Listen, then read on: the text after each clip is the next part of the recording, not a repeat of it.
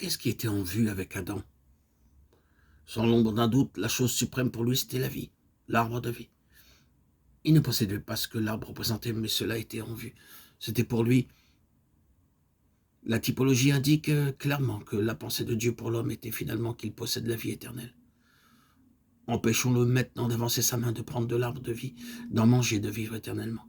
Genèse 3, 22. Ainsi donc Dieu avait toujours en vue pour l'homme la vie éternelle, mais pour l'homme conforme à sa pensée. La grande chose en vue pour Adam était la vie éternelle dans une communion vivante avec Dieu. Satan porta un coup à cet état de choses dans le but de contrecarrer cette vie, et il y parvint temporairement. Adam perdit l'état où il se trouvait à cause du péché. Paul nous dit ceci: tous meurent en Adam. 1 Corinthiens 15, 22. Ce fut l'assaut sur ce qui était de Dieu, l'assaut de la mort. La même chose se vérifie dans le cas d'Abel. Abel était un homme spirituel, un homme reconnaissant les notions fondamentales de la vérité, vivant en relation avec Dieu. Le sang étant la base essentielle pour cette communion avec Dieu. Ainsi Abel représentait le témoignage de Dieu sur la base de la vie qui triomphe de la mort. Et Satan, par le moyen de Caïn, frère d'Abel, arriva à supprimer ce qui était de Dieu. Lisons le chapitre 15 de la Genèse. Il n'y a, je pense, pas d'autre explication concernant cette frayeur et cette grande obscurité que le fait qu'Abraham, à ce moment-là, entrait dans une nouvelle relation avec Dieu au sujet d'un peuple qui porte son nom, un peuple qui échapperait à l'emprise de la mort. Car Dieu, à ce moment précis, allait s'entretenir avec Abraham concernant sa descendance en captivité, et qu'après 400 ans, elle serait délivrée par une main forte.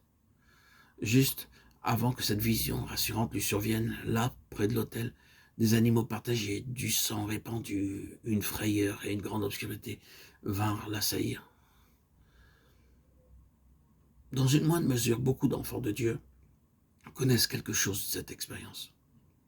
Lorsque Dieu est sur le point d'accomplir une chose nouvelle, de donner une plus grande révélation, de s'exprimer d'une manière vivante parmi son peuple, il traverse un temps de frayeur et de grande obscurité.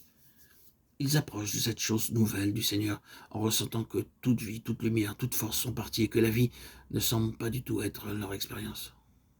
Peut-être connaissez-vous quelque chose de cela. Certains d'entre nous avons quelque peu expérimenté cela.